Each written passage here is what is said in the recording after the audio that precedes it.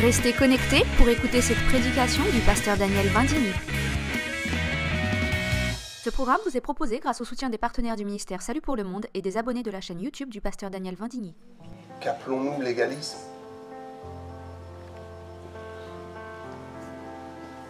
La manifestation du Saint-Esprit qui est observée à la loupe de la lettre. Il y a là, ici, une opposition entre le ministère de la lettre, c'est-à-dire la religiosité, faire les choses parce que c'est écrit, parce qu'on s'applique à le faire comme c'est écrit, on s'applique à, mais on ne cherche pas la communion avec. On veut être en communion avec la lettre, et on oublie que la lettre est issue du Père avec qui nous devons être en communion. Alors nous essayons d'être en communion avec la lettre. Il est écrit, je dois faire. Ne fais pas ci, ne fais pas ça, fais ceci, fais cela. Des règles et des interdits qui sont issus de la lettre. Parce que nous regardons la Bible et nous la lisons sous un angle humain. Un angle technique. Mais nous ne voyons pas l'esprit qu'il y a derrière et la puissance de Dieu. Le légalisme, c'est juste pour nous montrer que nous sommes pécheurs. La loi écrite, c'est pour nous montrer que nous sommes pécheurs. Mais la solution pour ne plus être pécheur, ce n'est pas d'essayer de s'enfoncer dans la loi. C'est d'en sortir par la puissance du Saint-Esprit. Quand Moïse a reçu les tables de la loi, qu'il était sur le mont Sinaï et qu'il est redescendu, il était tellement rempli de la gloire de la loi, la gloire de Dieu, mais à travers la loi de Dieu qui condamne, son visage resplendissait. Et que se passait-il? Personne ne pouvait regarder cette gloire. Il fallait qu'il cache son visage, parce que cette gloire était terrifiante. Pourquoi est-ce qu'ils ne pouvaient pas la regarder? Non pas parce que ça aveuglait leurs yeux physiques, mais c'est parce que ça a aveuglé leur âme et ça brûlait leur âme à cause d'une gloire de justice et de condamnation. Ils devaient mettre un voile et la Bible dit que cette gloire était glorieuse mais qu'elle n'est rien comparée à la gloire de Jésus-Christ. Ça, c'est la loi. Moïse venant apporter la loi. Ce sont peut-être les prédicateurs qui viennent apporter la loi. Ne fais pas ci, tu vas être condamné, tu vas aller en enfer. Tiens-toi correctement. Regarde dans le rétroviseur, tu as dépassé la vitesse. La police te suit. Mais cela, ça n'amène à rien. Ça amène juste à culpabiliser. Mais où est la solution? Comment m'en sortir avec mes propres efforts? Est-ce que je vais cesser de pécher? Je vais essayer, mais je vais retomber tout le temps dedans. C'est cette gloire-là qui est une gloire, mais qui est terrifiante. La gloire de la loi a fait que Moïse était rempli de lumière, mais il a dû masquer cette lumière. Alors que Jésus n'a pas masqué, il ne masquera rien. Jésus te donnera tout de sa gloire. Il ne te cachera rien. Il te donnera tout ce que le Père peut nous donner. Savez-vous ce qui s'est produit alors que Moïse avait les tables de la loi? Il avait la gloire. 3000 sont morts. Ce jour-là, l'épuration. Il y a des religieux, des fanatiques. Écoutez bien. Les légalistes, s'ils poussent un peu loin, ils franchissent une ligne où ils deviennent des fanatiques. Nous devons combattre le fanatisme religieux, le fanatisme légaliste, le fanatisme qui condamne, le fanatisme qui amène le feu de la gêne dans le cœur et dans les paroles de certains chrétiens qui condamnent leurs frères parce qu'ils sont tombés. J'ai grand-peine de ces chrétiens qui vivent sous la culpabilité constante. J'ai grand-peine de leur chaîne. J'ai grand-peine de l'esprit de mort. Regardez tous les pasteurs malades. Regardez tous les chrétiens malades en France. Regardez même les pasteurs dépressifs qui consomment des anxiolytiques. Où sommes-nous arrivés? Il est temps que nous réagissions.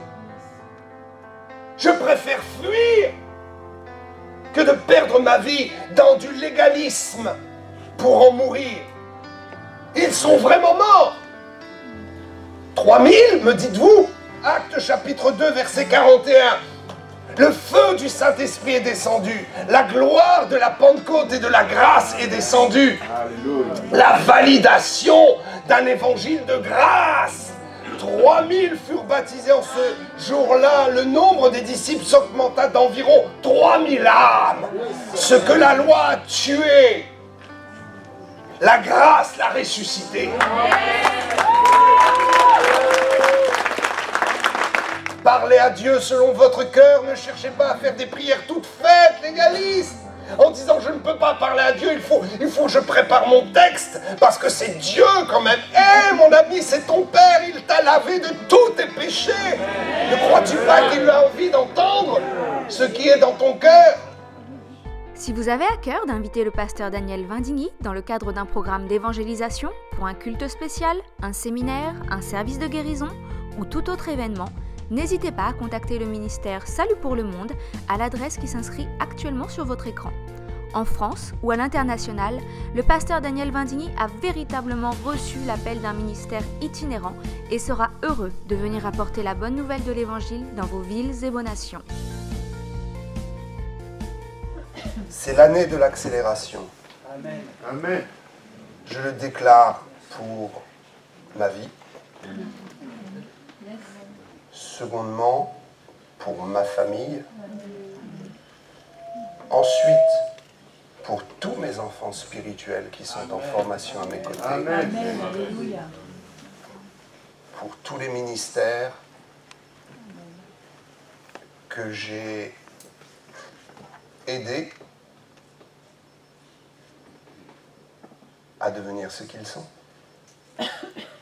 Pour toute l'Église et pour tous ceux qui, dans la France et dans la francophonie, accepteront de combattre l'esprit religieux. Je vais bientôt éditer une lettre que j'ai mûrement réfléchie devant la face de Dieu, dans la prière. Je vais éditer cette lettre cette semaine pour tous les pasteurs et tous les chrétiens de France. Je n'ai aucune prétention, je fais ce que Dieu me dit de faire. Et je voudrais que vous vous réjouissiez parce que nous avons besoin de leaders en France. Et il faut bien que des gens se lèvent. Peu importe que ce soit Paul, Pierre, Jacques. Nous n'avons pas la culture des leaders, mais il va falloir que nous entrions dans cette mentalité. Amen. Aimer lorsque Dieu élève quelqu'un. Amen. Amen. Alléluia. Soyez amoureux de l'éclosion des vocations.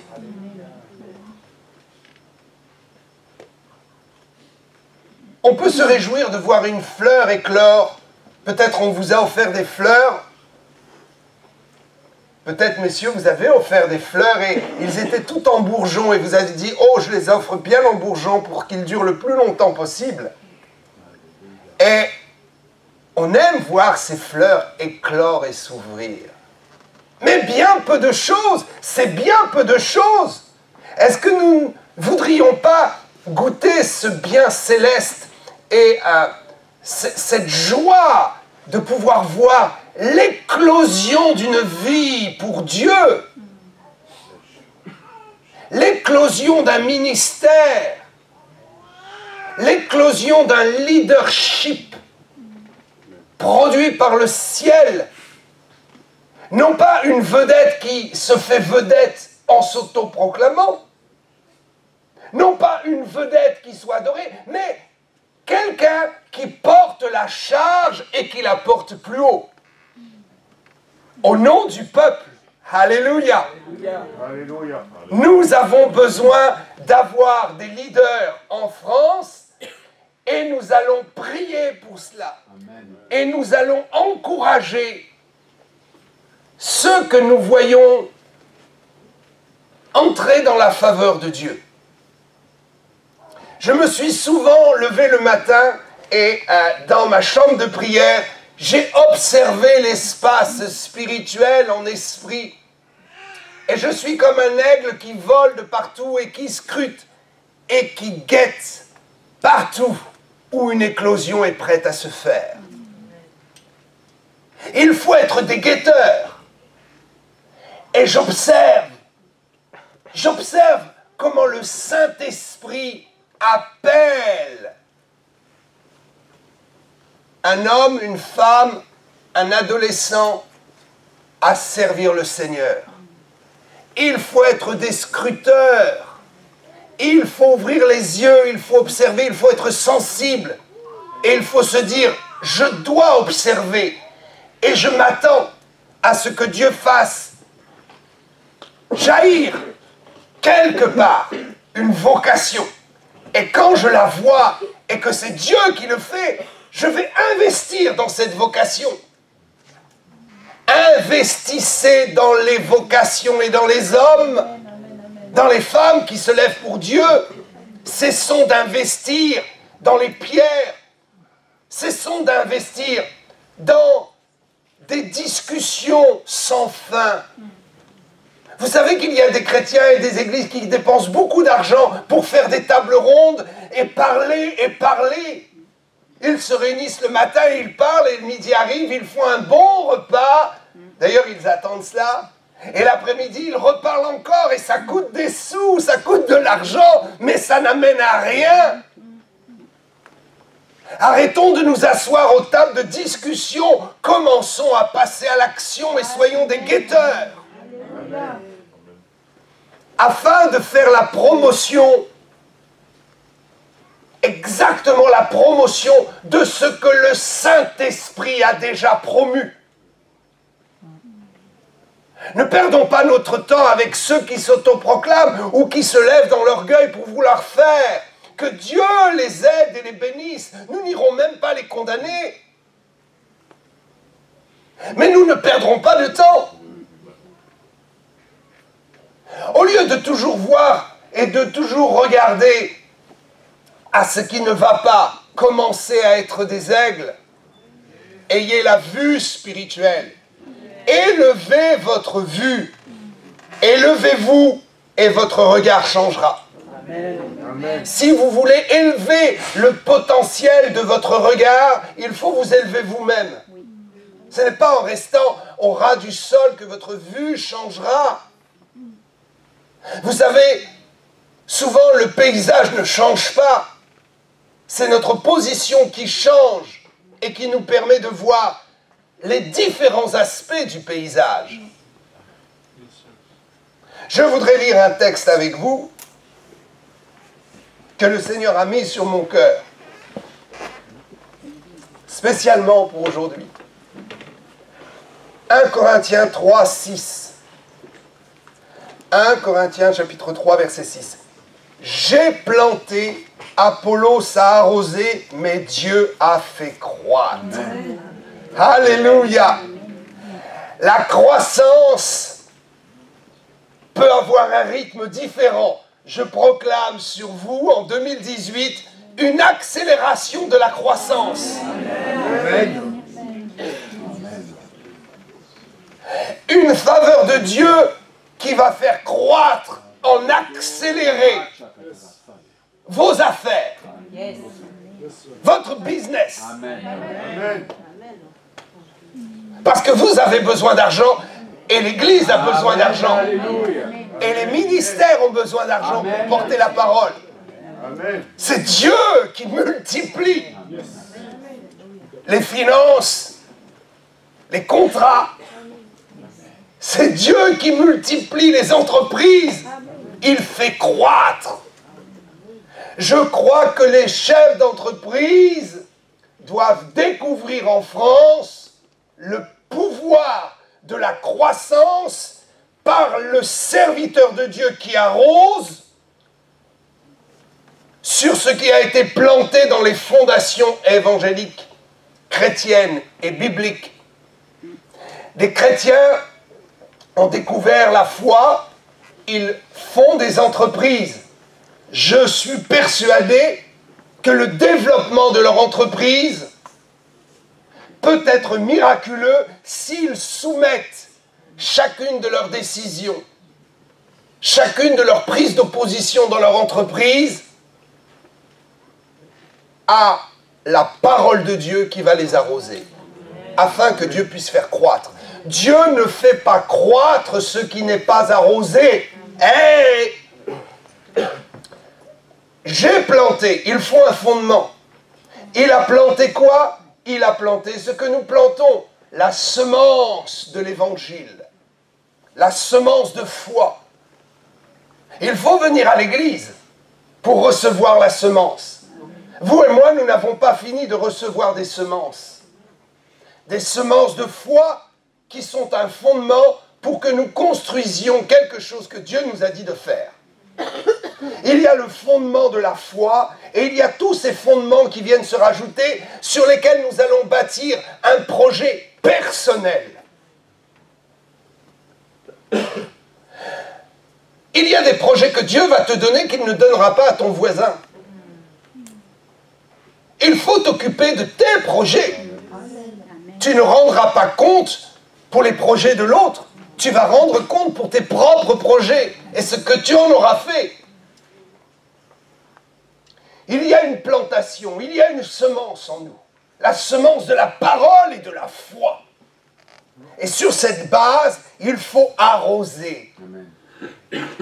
Les gens disent, oh, je suis venu à l'église, je me suis converti. Ok, j'ai bien compris, le sang de Jésus, la croix, je suis au Seigneur, je suis sauvé, je n'ai plus besoin de venir à l'église. Erreur!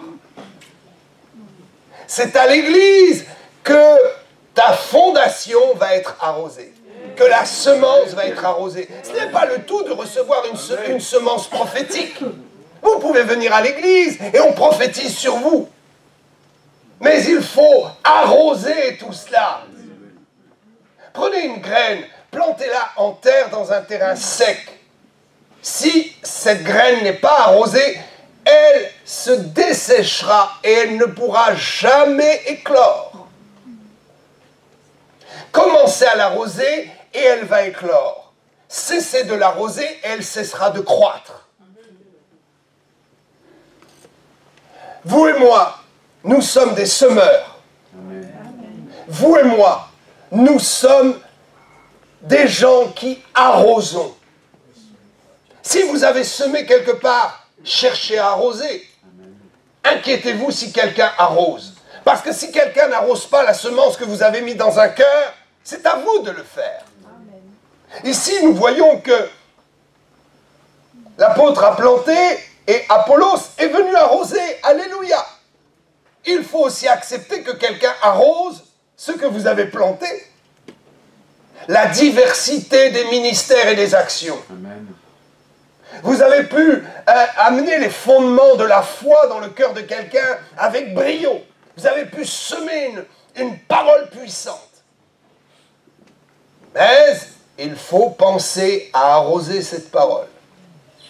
J'ai toujours cru que la parole prophétique, par exemple, prenez la parole prophétique. J'ai toujours cru et j'ai toujours su que la prophétie doit être arrosée. Il faut la proclamer. Il faut recevoir des instructions pour entrer dans sa prophétie. Il faut recevoir des instructions pour agir avec sagesse dans la saison prophétique dans laquelle nous entrons. Il y a des gens qui reçoivent une prophétie et cette prophétie ne produit rien parce qu'ils ont cessé d'arroser. Il y a des gens qui viennent à l'église, qui se convertissent et qui cessent d'arroser la semence de la foi. Ils cessent de recevoir le conseil de Dieu, ils cessent de recevoir les prédications et les révélations. Ils restent chez eux et ils se dessèchent. Et quand ils reviennent, sous le courant de la pluie, ils reprennent vie. Alléluia. Amen. Qu'y a-t-il dans ta vie à arroser? Réfléchis. S'il n'y a rien à arroser, cherche une semence. Sois comme un aigle, observe les prédications, observe les onctions, cherche le Seigneur et dis, Seigneur, il faut que tu sèmes quelque chose. Quelle est ma destinée? Qu'est-ce que je dois accomplir? Qu'est-ce que je dois faire? Où est-ce qu'il me manque des sécurités, des certitudes? Recevez la semence, et quand vous l'aurez trouvée, votre joie sera complète. Vous chercherez à arroser. Prenez les jeunes qui sont en formation. La parole est venue sur eux et une semence. Tu dois servir le Seigneur et tu dois le servir dans tel secteur ou telle activité ou telle orientation. C'est une merveilleuse graine qui est semée. Et ce qu'ils doivent faire pour réussir, c'est arroser, arroser. Il faut chercher des gens qui vont arroser dans votre vie. Cherchez ceux qui vont vraiment arroser. Il y a ceux qui ne plantent que des graines d'espérance, mais qui ne donnent jamais le moyen de réaliser son espérance. C'est pourquoi il faut écouter la pluralité des discours. Je suis persuadé, et j'en ai fait l'expérience, le Saint-Esprit se plaît à commencer une œuvre dans votre vie par un ministère et parfois à l'achever avec un autre ministère. Amen. Le Seigneur se plaît aussi dans l'Église à mixer les ministères, les vocations, les talents, afin que par la pluralité des dons de chacun, la semence soit abondante, la pluie soit abondante, et Dieu, voyant cela, se réjouit et fait croître.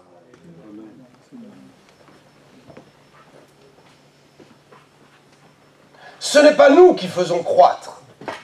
Il y a des chrétiens qui pensent que c'est le pasteur qui est responsable de toute sa vie. Il y a des chrétiens qui pensent que c'est le pasteur qui est responsable de la croissance. Non! Nous sommes responsables de la semence que nous mettons dans vos cœurs. Nous sommes responsables de comment nous allons arroser cette semence, par la prière, par l'encouragement, par la prophétie, par la révélation biblique. Il y a des messages qui ne sont pas une semence, mais qui sont une puissance de révélation qui arrose une semence reçue. Alléluia. Je crois dans ce miracle de notre vie qui grandit et qui porte du fruit parce que Dieu peut faire croître. Tu veux grandir? Qu'offres-tu à Dieu pour qu'il bénisse et qu'il fasse croître? Alléluia.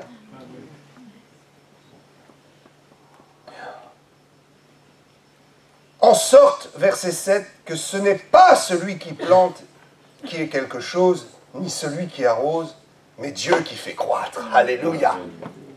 Nous ne sommes rien. Nous ne sommes pas supérieurs. Nous avons reçu peut-être quelque chose de supérieur, mais cela ne nous rend pas supérieurs et ne nous rend pas différents. Nous sommes des hommes, des femmes rachetés par grâce et nous apportons la preuve que le péché et la mort ne pourra jamais être un obstacle à la puissance de Dieu si nous sommes dévoués à la cause de l'Évangile. Amen. Ce ne sont pas mes erreurs qui me ralentiront. Ma communion avec Dieu pourra être forte ou faible, et c'est cela qui me ralentira ou qui accélérera les choses. Oh, que Dieu fasse croître vos projets. Amen. Que Dieu fasse grandir vos projets. Que Dieu fasse grandir vos talents. Que Dieu fasse grandir la vie en vous. Que Dieu multiplie encore. Que chacun de vos projets cette année puisse connaître une accélération dans la maturité. Quand Dieu fait croître, il rend mature. Alléluia. Combien de chrétiens ne sont pas matures parce qu'il n'y a pas eu de croissance, parce qu'on n'a pas arrosé comme il fallait. Arroser est la signification de la révélation, de la profondeur. C'est l'eau de la parole qui descend du ciel et qui retourne à Dieu ayant fait son effet. Qu'est-ce que cela veut dire? Cela veut dire que tant que l'évangile ne produit pas un changement dans ta vie et ne suscite pas une communion plus grande et une adoration à Dieu, ça veut dire qu'il manque quelque chose. Mais quand nous sommes arrosés et que la parole que nous recevons nous pousse à plus de spiritualité, de foi, de dévotion, d'amour et de compréhension de l'éternité, à ce moment-là, Dieu fait croître. Alléluia. Oh, que le Seigneur soit loué. Il faut croire dans la diversité. Je crois que celui qui arrose ne doit pas et ne peut pas arroser d'une façon religieuse et légaliste. Écoutez, il y a un mystère. La croissance que Dieu peut nous accorder est proportionnelle à la qualité de l'eau que nous recevons. Plus l'eau est acide, et moins la croissance sera possible. Plus l'eau est polluée, et plus la croissance sera difficile. Plus l'eau est pure, plus l'eau est transparente, pleine d'espérance, et plus la croissance se fera. C'est ici un mystère. Alléluia. Prenons 2 Corinthiens 3, 6. Il nous a aussi rendus capables d'être ministres d'une nouvelle alliance, non de la lettre, mais de l'esprit. Car la lettre tue, mais l'esprit vivifie. Amen. Trouvez-vous des Apollos qui sèment en vous le ministère de la vie, le ministère de l'espérance, et non le ministère de la condamnation. Amen. Dieu désire que nous arrosions et il désire ensuite faire croître par le miracle de la rencontre de l'eau avec la graine. Le miracle. Amen. Mais Dieu ne le fera que dans la proportion de la qualité de l'eau. Or, nous avons ici la qualité de l'eau qui nous est définie comme étant l'esprit et non la lettre qui tue. Nous arrosons par nos discours, par nos prédications, par ce qui sort de notre bouche. Mais ce qui sort de notre bouche ne doit pas être une lettre morte, mais une lettre vivifiante. Autrement dit, Dieu veut que nous passions du temps à encourager. Encourager les gens et ils réussiront. Cessez de leur montrer leurs erreurs et ils les abandonneront. Montrez-leur l'excellence de la gloire et automatiquement, ils ne s'intéresseront plus à leurs faiblesses, mais ils les abandonneront. Il nous a aussi rendus capables. Vous êtes capables de ne plus être des religieux. Dieu le déclare, par la puissance du Saint-Esprit, nous sommes rendus capables de nous libérer de toute condamnation, de toute faiblesse, de tout esprit religieux, de tout esprit qui nous fait croire que c'est par nos propres efforts. C'est possible de capituler de laisser tomber l'orgueil de la chair et de dire « Seigneur, tu peux me faire grâce, c'est un miracle, c'est cadeau, je peux grandir, je peux devenir meilleur, je peux recevoir ta puissance, juste parce que tu m'as justifié et gracié. » Alléluia. Car la lettre tue, mais l'esprit vivifie. Or, si le ministère de la mort gravé avec des tables sur des pierres a été glorieux, écoutez, il y a là, ici, une opposition entre le ministère de la lettre, c'est-à-dire la religiosité, faire les choses parce que c'est écrit, parce qu'on s'applique à le faire comme c'est écrit, on s'applique à, mais on ne cherche pas la communion avec. On veut être en communion avec la lettre, et on oublie que la lettre est issue du Père avec qui nous devons être en communion. Alors nous essayons d'être en communion avec la lettre. Il est écrit, je dois faire. Ne fais pas ci, ne fais pas ça, fais ceci, fais cela. Des règles et des interdits qui sont issus de la lettre. Parce que nous regardons la Bible et nous la lisons sous un angle humain. Un angle technique. Mais nous ne voyons pas l'esprit qu'il y a derrière et la puissance de Dieu. Car le ministère de la mort, gravé sur des pierres, de quoi est-il parlé? Il est parlé ici des 10 commandements. Les 10 commandements sont un ministère de mort. Waouh! Le légalisme, c'est juste pour nous montrer que nous sommes pécheurs. La loi écrite, c'est pour nous montrer que nous sommes pécheurs.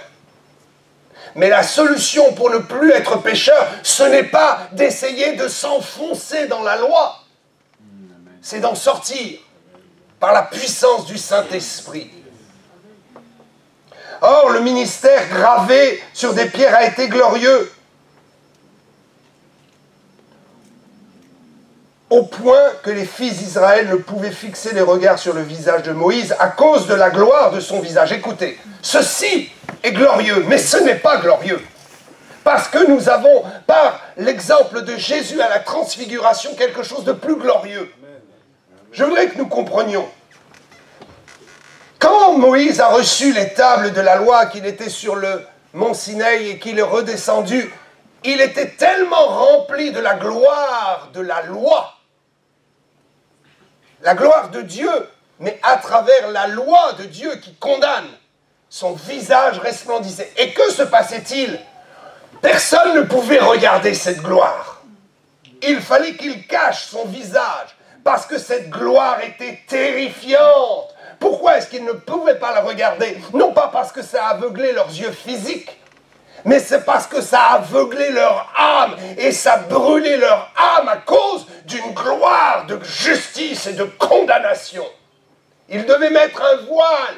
Et la Bible dit que cette gloire était glorieuse, mais qu'elle n'est rien comparée à la gloire de Jésus-Christ. Prenez l'exemple de la transfiguration. Je voudrais d'abord que nous allions dans l'exemple de Moïse. Exode 34, 29. Moïse descendit de la montagne de Sinaï, ayant les 2 tables du témoignage en sa main, en descendant de la montagne, et il ne savait que la peau de son visage rayonnait, parce qu'il avait parlé avec l'Éternel. Et la suite du texte nous dit qu'il devait mettre un voile. Prenons un autre exemple. Ça, c'est la loi. Moïse venant apporter la loi. Ce sont peut-être les prédicateurs qui viennent apporter la loi. Ne fais pas ci, tu vas être condamné, tu vas aller en enfer, tiens-toi correctement, regarde dans le rétroviseur, tu as dépassé la vitesse, la police te suit. Mais cela, ça n'amène à rien. Ça amène juste à culpabiliser. Mais où est la solution? Comment m'en sortir avec mes propres efforts? Est-ce que je vais cesser de pécher? Je vais essayer, mais je vais retomber tout le temps dedans. C'est cette gloire-là qui est une gloire, mais qui est terrifiante. Prenons un autre exemple. Dans le Nouveau Testament, celui de Jésus. Luc 9, 32. Pierre et ses compagnons étaient appesantis par le sommeil. Mais s'étant tenus éveillés, ils virent la gloire de Jésus et les deux hommes qui étaient avec lui. Ils ont vu la gloire, la transfiguration, son visage éclairé de lumière, son visage rempli de la gloire éternelle. Là, c'est sous le rapport de la grâce. Moïse a amené la loi, Jésus a amené la grâce. Voilà maintenant une autre situation. Des hommes qui se trouvent en face un autre homme illuminé de la gloire. Est-ce qu'ils vont mettre un chiffon sur son visage? Est-ce qu'ils vont détourner leur regard en disant « nous ne pouvons pas voir » ? Non, ils vont regarder et continuer à regarder. Ils virent la gloire.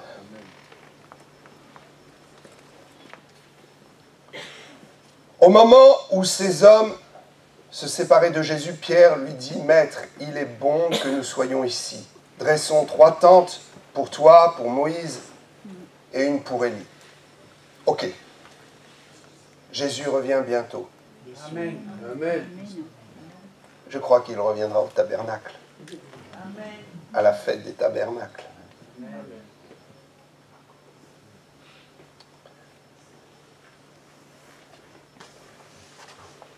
Alléluia.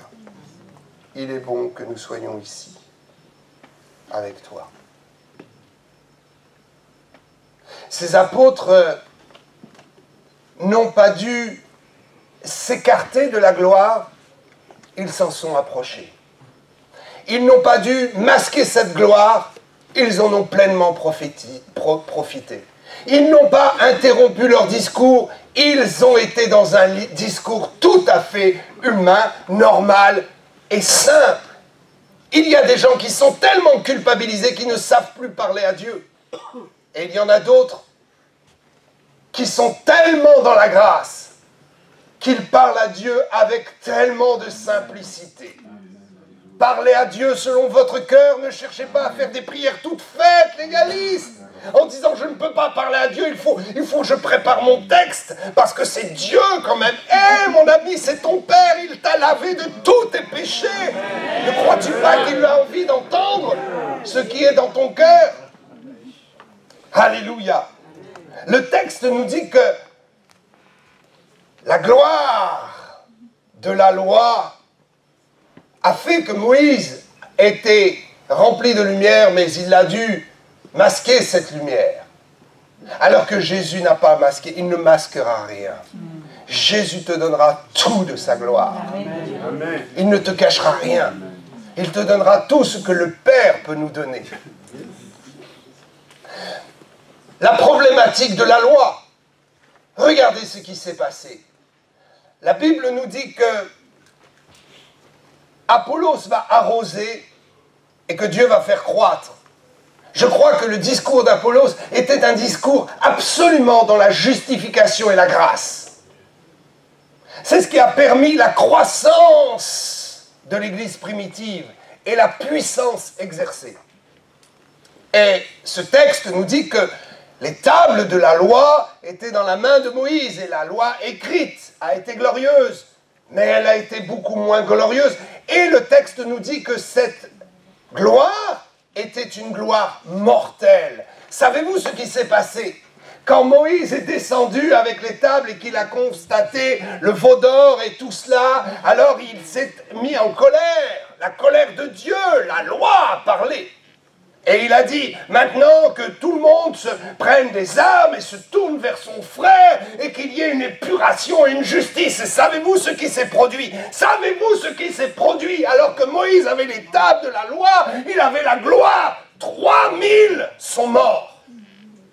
Ce jour-là, l'épuration. Il y a des religieux, des fanatiques. Écoutez bien, les légalistes, s'ils poussent un peu loin, ils franchissent une ligne où ils deviennent des fanatiques. Et ils veulent même tuer. Si tu pousses trop ton légalisme, un esprit de mort t'animera. Nous devons combattre le fanatisme religieux, le fanatisme légaliste, le fanatisme qui condamne, le fanatisme qui amène le feu de la gêne dans le cœur et dans les paroles de certains chrétiens qui condamnent leurs frères parce qu'ils sont tombés et qui les détruisent jusqu'à la mort. Ça s'est vraiment passé, je t'assure. Il suffit de prendre Exode 32, 28. Les enfants de Lévi firent ce qu'ordonnait Moïse. En fait, Moïse a ordonné, c'est la loi qui a ordonné. Et environ 3000 hommes parmi le peuple périt en cette journée. Waouh! À quoi sert cette gloire si ce doit être pour mourir? Quelle est la gloire d'un évangile qui me condamne? Si je dois mourir, je préfère fuir. J'ai grand-peine de ces chrétiens qui vivent sous la culpabilité constante. J'ai grand-peine de leur chaîne. J'ai grand-peine de l'esprit de mort. Regardez tous les pasteurs malades. Regardez tous les chrétiens malades en France. Regardez même les pasteurs dépressifs qui consomment des anxiolytiques. Où sommes-nous arrivés? Il est temps que nous réagissions. Je préfère fuir que de perdre ma vie dans du légalisme pour en mourir. Ils sont vraiment morts. 3000, me dites-vous? Vous m'avez bien dit 3000? Qu'a fait la grâce? Ah, je vois que certains connaissent leur Bible. Et ils savent ce qui s'est passé au jour des actes des apôtres. Oh my God, Kashikaramaso Korabanda. Les sauvés de la Pentecôte. My God. Ceux qui acceptèrent sa parole furent baptisés. Actes chapitre 2, verset 41. Le feu du Saint-Esprit est descendu. La gloire de la Pentecôte et de la grâce est descendue. Alléluia. La validation d'un évangile de grâce. 3000 furent baptisés en ce jour-là. Le nombre des disciples s'augmenta d'environ 3000 âmes. Ce que la loi a tué, la grâce l'a ressuscité.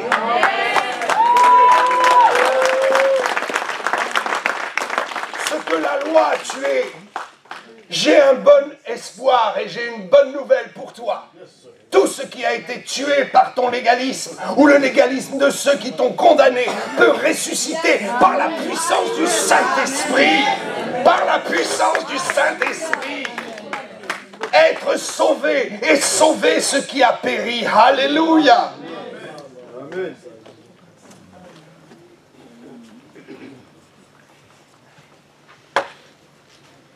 Que Dieu soit loué.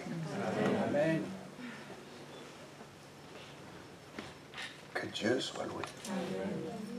Qu'appelons-nous légalisme?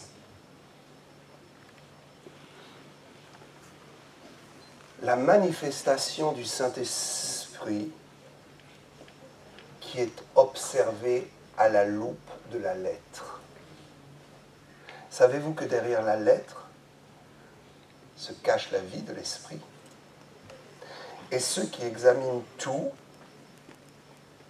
au pied de la lettre sont des légalistes. Ils ne voient pas le fruit produit et ils s'en fichent du fruit produit. Regardez les religieux. Jésus va guérir un malade et ils vont dire « Oh, mais tu as guéri le jour du Shabbat. Cela ne t'est pas permis. » Qu'est-il plus grand devant Dieu? De sauver une âme, de la guérir, ou de la laisser dans sa souffrance, au nom d'une explication doctrinale qui est basée sur la lettre. Il faut être dans l'esprit pour comprendre cela, n'est-ce pas? Amen. Vivez dans l'esprit. Vivez par le Saint-Esprit. et vous n'accomplirez pas les choses de la chair. C'est une promesse biblique. Amen. N'ayez pas peur de vivre dans l'esprit. N'ayez pas peur de vous libérer. N'ayez pas peur de vous décharger de tous les carcans, de toutes les obligations, de tout ce qui vous a enchaîné dans la religion. Libérez-vous. Libérez-vous. Parce que la promesse est certaine.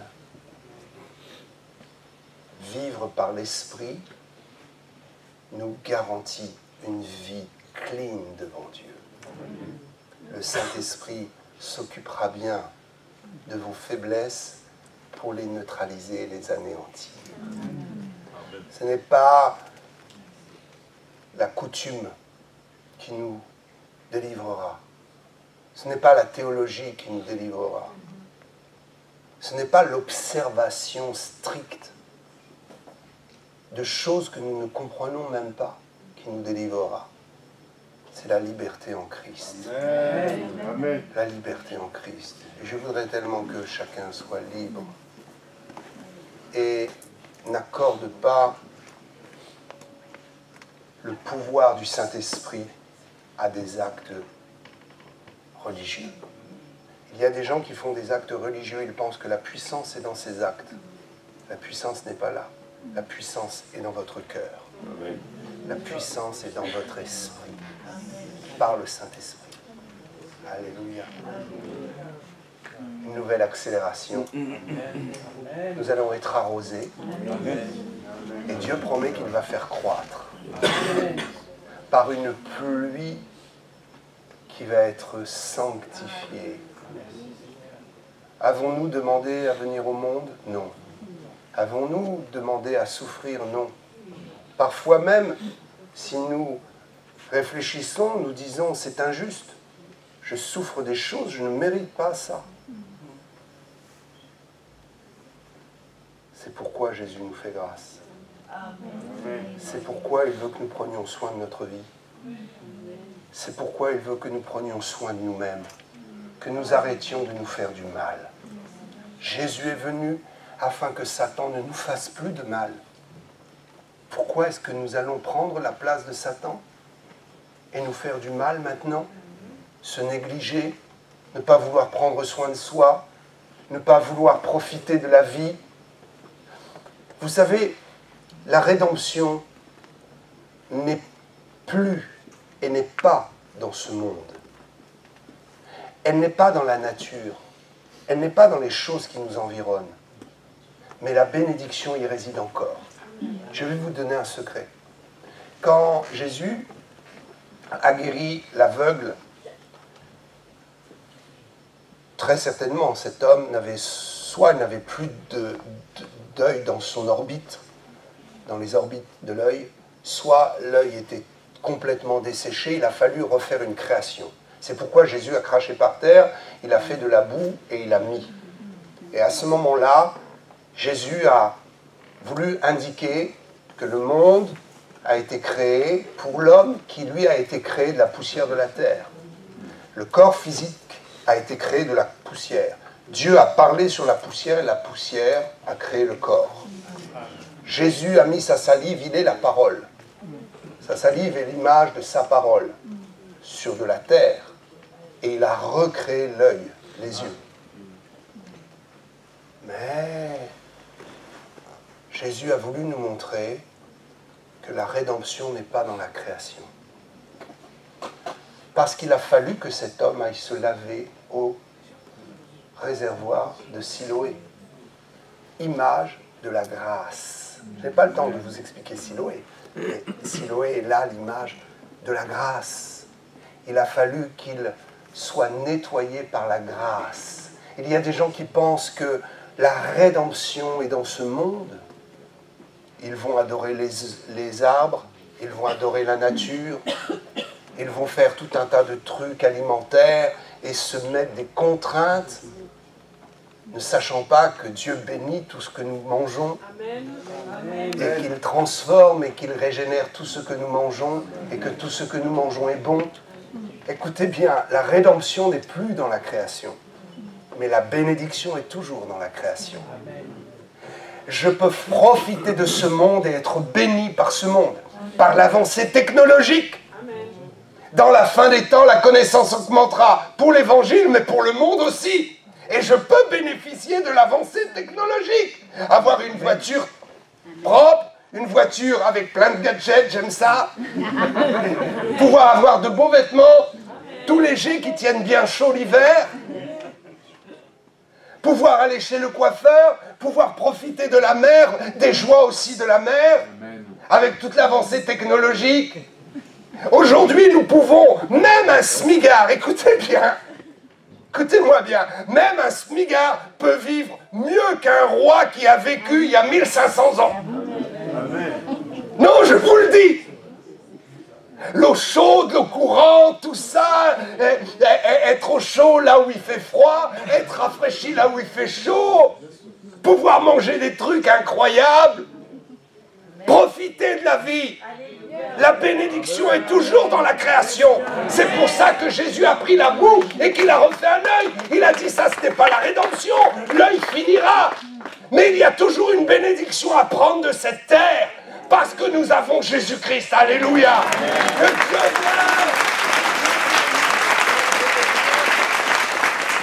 Le pasteur Daniel Vindigny est l'auteur de plusieurs livres d'édification sur la foi chrétienne à succès. Le ministère Salut pour le Monde a la joie de vous annoncer la sortie de son dernier ouvrage sur le thème de la délivrance, qui sera assurément pour vous une source de croissance spirituelle et de bénédiction. Découvrez l'intégralité des titres disponibles sur la page boutique du site www.salutpourlemonde.com. There is power in the name of Jesus.